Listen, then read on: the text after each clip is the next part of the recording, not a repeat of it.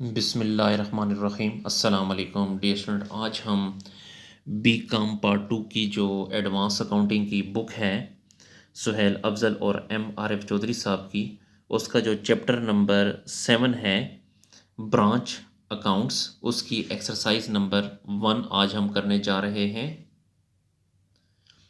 Advance accounting की book है सुहेल अफजल और MRF चौधरी साहब की, और चैप्टर नंबर 7 है और एक्सरसाइज नंबर 1। चैप्टर का नाम है ब्रांच अकाउंट्स। डियर स्टूडेंट, ये एसोसिएट डिग्री के लिए भी ये अकाउंटिंग पढ़ाई जाती है, BS कॉमर्स के लिए भी पढ़ाई जाती है और BCom 2 के लिए भी। तो एक्सरसाइज नंबर 1, एक्सरसाइज नंबर 1 में कहता है from the following information relating to the Lahore branch for the year ending 31st March 2017, from the following information relating to the Lahore branch for the year ending 31st March 2017, prepare the branch account in the books of head office। अच्छा, हमने branch account बनाना है, head office की book बनानी है और head office की book में हमने ब्रांच अकाउंट बनाना है और कंपनी का जो नाम है वो है लाहौर ब्रांच। तो सबसे पहले कहता है कि ओपनिंग बैलेंस है, स्टॉक एट ब्रांच ये भी ओपनिंग है 37,500, डेटर्स एट ब्रांच ये भी ओपनिंग है 75,000, पिटी कैश एट ब्रांच ओपनिंग है 750, क्योंकि ये तीनों के ऊपर ओपनिंग बैलेंस लिखा हुआ है। गुड्स सेंड टू ब्रांच है 6,30,000, कैश सेल है 1,50,000, कैश रिसीव फ्रॉम डेटर्स है 5,25,000, गुड्स रिटर्न बाई ब्रांच है 5,000 और क्रेडिट सेल है 5,70,000। जी, उसके बाद चेक सेंड टू ब्रांच है जिसमें सैलरीज हैं ये भी 22,500, रेंट और टैक्सेस है 3,750 और पेटी कैश है 2,750। ये क्लोजिंग बैलेंसेस हैं यानी एंडिंग बैलेंसेस हैं। स्टॉक एट ब्रांच है 62,500, डेटर्स एट ब्रांच है 1,20,000 और पेटी कैश एट ब्रांच है 500। तो इसका जी हमने बनाना है ब्रांच अकाउंट। तो सबसे पहले मैं आपको ब्रांच अकाउंट का तरीक़ाकार बताता हूँ कि आपने ब्रांच अकाउंट का पहले हम फॉर्मेट आपको बता देता हूँ कि फॉर्मेट के बाद फिर आप आसानी से समझ पाएंगे कि ब्रांच अकाउंट कैसे बनाया जाता है। तो सॉल्यूशन की तरफ चलते हैं। डी स्टूडेंट, क्वेश्चन को समझने से पहले मैं ये आपको ब्रांच अकाउंट का ये फॉर्मेट बताता हूँ कि ब्रांच अकाउंट का फॉर्मेट, इसके जो डेबिट साइड है ये डेबिट साइड है, ये क्रेडिट साइड है। इस डेबिट साइड पे आपने हमेशा ओपनिंग अकाउंट्स लिखने हैं। ओपनिंग अकाउंट्स का मतलब है कि ओपनिंग स्टॉक हो गया, ओपनिंग डेटर हो गया, ओपनिंग पेटी कैश होगा, यानी जो भी ओपनिंग अकाउंट्स होंगे वो इस साइड पे लिखेंगे, डेबिट साइड पे। गुड्स सेंड टू ब्रांच ये भी डेबिट साइड पे लिखेंगे और ओपनिंग डेटर भी इसी डेबिट साइड पे लिखेंगे। गुड्स रिटर्न आपने क्रेडिट साइड पे लिखना है और क्लोजिंग अकाउंट्स जितने भी होंगे, यानी फ़र्ज़ करें कि क्लोजिंग स्टॉक है, क्लोजिंग डेटर्स है या क्लोजिंग कैश है या क्लोजिंग पेटी कैश है, वो आपने इस साइड पे लिखना है, क्रेडिट साइड पे। कैश सेल आपने इस साइड पे क्रेडिट साइड पे लिखनी है। कैश रिसीव फ्रॉम डेटर वो भी आपने इसी साइड पे लिखनी है और क्लोजिंग डेटर भी आपने इस साइड पे लिखनी है। जी डी स्टूडेंट, दूसरी बात आपको बता दूं कि अगर क्रेडिट सेल हो तो यहाँ पे अगर आप देखें ये मैंने कुछ नोट लिखा हुआ है कि अगर क्रेडिट सेल हो तो फिर मेमोरेंडम डेटर अकाउंट भी बनाएंगे। ये मेमोरेंडम डेटर अकाउंट होगा, ठीक है, बनाया जाएगा। अगर क्रेडिट सेल ना हो तो फिर सिर्फ ब्रांच अकाउंट बनाया जाएगा, यानी अगर क्रेडिट सेल ना हो तो फिर सिर्फ ये वाला अकाउंट बनेगा, ये ब्रांच अकाउंट बनेगा। और अगर क्रेडिट सेल दी जाए तो फिर आपने ये अकाउंट भी बनाना है। अच्छा, अब आपको बताता हूँ कि ब्रांच अकाउंट में कौन से अकाउंट्स आएंगे और डेटर अकाउंट में कौन से अकाउंट्स आएंगे। अगर ओपनिंग डेटर हो तो ओपनिंग डेटर इधर भी आएगा और ओपनिंग डेटर जो है मेमोरेंडम अकाउंट के डेबिट साइड पर भी आएगा। अगर कैश रिसीव फ्रॉम डेटर हो तो वो इधर क्रेडिट साइड पर ही आएगा और इसके भी ये क्रेडिट साइड पर आएगा। अगर क्लोजिंग डेटर हो तो वो इसके भी क्रेडिट साइड पर आएगा और इस मेमोरेंडम डेटर अकाउंट के भी क्रेडिट साइड पर आएगा। जी, ये बातें याद रखें। और कैश सेल हमेशा इस साइड पर आएगी और क्रेडिट सेल जो हमेशा इस साइड पर आएगी, मेमोरेंडम डेटर के अकाउंट के इस साइड पर। अगर क्रेडिट सेल ना हो तो फिर मेमोरेंडम डेटर अकाउंट नहीं बनाया जाएगा।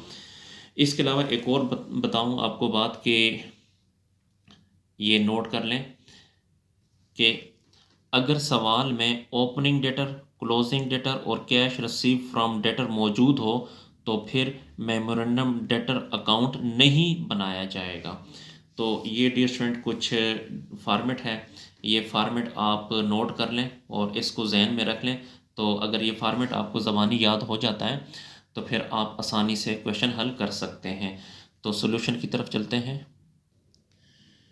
जी। तो ये ब्रांच अकाउंट है, यहाँ पे कंपनी का नाम लिखेंगे लाहौर ब्रांच अकाउंट, ये इदारे का नाम है, और ऊपर आपने लिखना है हेड ऑफिस बुक, और ये एक्सरसाइज नंबर 1। तो बुक में अगर आप देखें तो ओपनिंग बैलेंसेस हैं ऑन 1/4/2016। तो ओपनिंग बैलेंसेस डियर स्टूडेंट, मैंने आपसे ये कहा था कि जब भी ओपनिंग बैलेंसेस हों तो वो आपने देखें इस डेबिट साइड पे लिखने हैं ये ओपनिंग बैलेंसेस, क्योंकि ओपनिंग अकाउंट्स हम इस डेबिट साइड पे लिखेंगे। तो ये डेबिट साइड है, तो यहाँ पे लिखा हुआ है ओपनिंग बैलेंसेस में स्टॉक एट ब्रांच, तो ये ओपनिंग स्टॉक है, तो यहाँ पे लिखें stock at branch, stock at branch.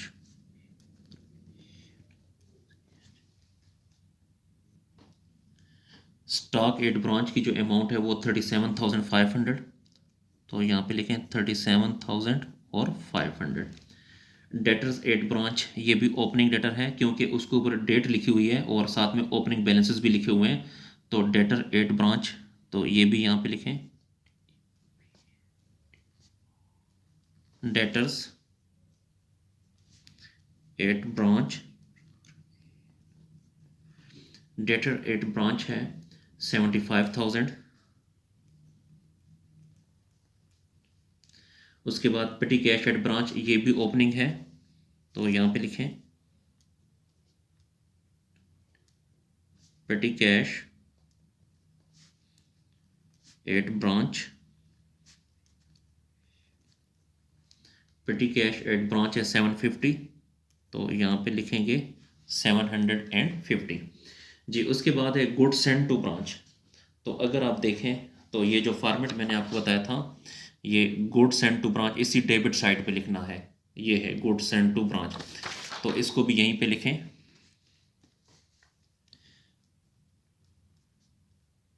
Goods send to branch.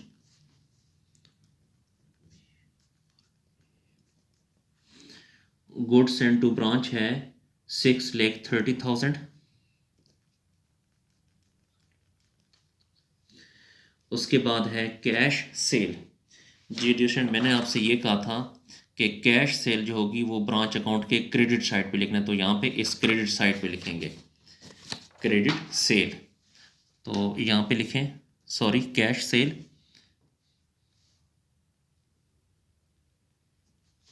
Cash cell, जो कैश सेल है वो 1,50,000 है, तो यहाँ पे लिखें 1,50,000। उसके बाद है कैश रिसीव फ्रॉम डेटर, तो यहाँ पे लिखें, देखिए जो कैश रिसीव फ्रॉम डेटर है वो भी इसी साइड पर आएगी, ये देखें कैश रिसीव फ्रॉम डेटर ये इसी साइड पर आएगी क्रेडिट साइड पे, तो लिखें cash received from debtor, cash receive from debtor. तो कैश रिसीव फ्रॉम डेटर है 5,25,000, तो यहाँ पे लिखें 5,25,000 जी। उसके बाद है गुड्स रिटर्न बाय ब्रांच, तो जो गुड्स रिटर्न है वो भी देखें ब्रांच अकाउंट के क्रेडिट साइड पर आएंगे, तो यहाँ पे लिखें गुड्स रिटर्न बाय ब्रांच, तो इसी साइड पे लिखें क्रेडिट साइड पे गुड्स रिटर्न या गुड्स रिटर्न बाय ब्रांच भी लिख सकते हैं। ये है 5,000, तो यहाँ पे लिखेंगे 5,000। इसके अलावा क्रेडिट सेल, डियर स्टूडेंट मैंने अगर आपको याद हो यहाँ पे मैंने एक नोट लिखवाया था कि अगर सवाल में ओपनिंग डेटर, क्लोजिंग डेटर और कैश रिसीव फ्रॉम डेटर ये तीनों चीज़ें मौजूद हों और क्रेडिट सेल भी हो तो फिर ये मेमोरेंडम डेटर अकाउंट नहीं बनाया जाएगा। और चूँकि इसमें अच्छा अगर सिर्फ क्रेडिट सेल हो तो फिर हम ये मेमोरेंडम डेटर अकाउंट बनाएंगे, लेकिन अब इस क्वेश्चन में क्रेडिट सेल भी है और ये तीनों अकाउंट भी हैं, ओपनिंग डेटर, क्लोजिंग डेटर और कैश रिसीव फ्रॉम डेटर, ये तीनों अकाउंट्स मौजूद हैं, इसलिए अब हम मेमोरेंडम डेटर अकाउंट नहीं बनाएंगे। तो इसलिए जब मेमोरेंडम डेटर अकाउंट नहीं बनाएंगे तो ये जो क्रेडिट सेल है ये इस ब्रांच अकाउंट में नहीं आती, इसको यहाँ पे नहीं लिखेंगे। उसके बाद है चेक सेंड टू ब्रांच। देखें चेक सेंड टू ब्रांच में सैलरीज, रेंट और पेटी कैश ये सारे के सारे जो हैं ये एक्सपेंसेस हैं। तो मैंने आपसे कहा था कि ब्रांच अकाउंट जब भी बनाएंगे एक्सपेंसेस सारे के सारे इस डेबिट साइड पे लिखें। देखें ऑल एक्सपेंसेस, तो एक्सपेंसेस इस डेबिट साइड पे लिखते हैं आपने। तो अब हम यहाँ पे एक्सपेंसेस लिखेंगे। चेक सेंड टू ब्रांच में सैलरीज ये भी एक्सपेंस है तो इस साइड पे लिखें सैलरीज। सैलरीज हैं 22,500। उसके बाद रेंट एंड टैक्सेस ये भी एक्सपेंस है तो डेबिट साइड पे लिखें rent and taxes. Rent and taxes है 3,750। उसके बाद पेटी कैश ये भी एक्सपेंस है,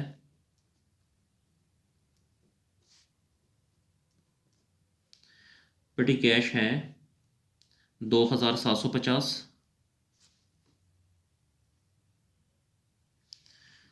2,750।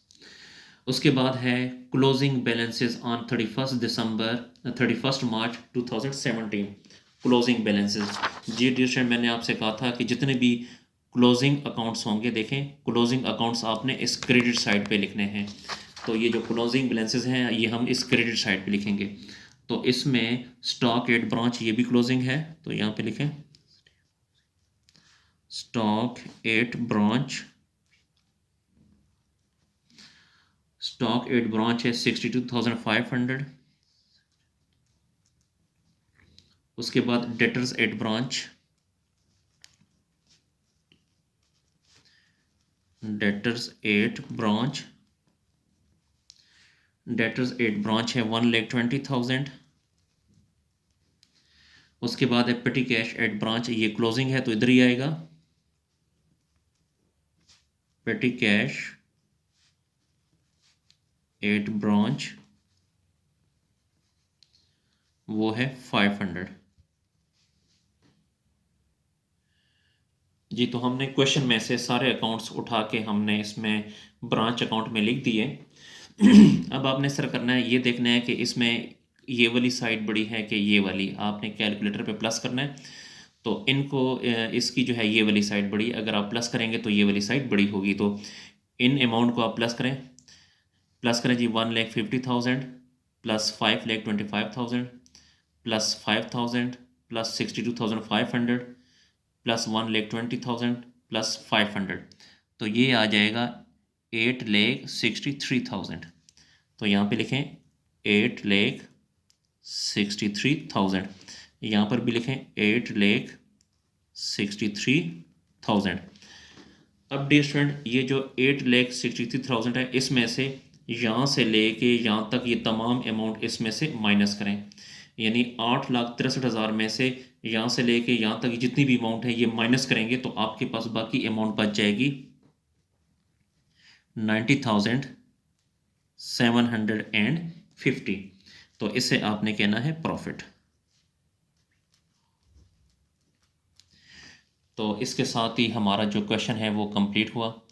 डियर स्टूडेंट, अगर आपको मेरी वीडियो पसंद आ रही है तो मेरे चैनल को लाजमी लाइक करें और सब्सक्राइब करें और इन वीडियोस को अपने दोस्तों के साथ शेयर करें ताकि वो भी इससे फ़ायदा हासिल कर सकें। शुक्रिया, अल्लाह हाफिज़।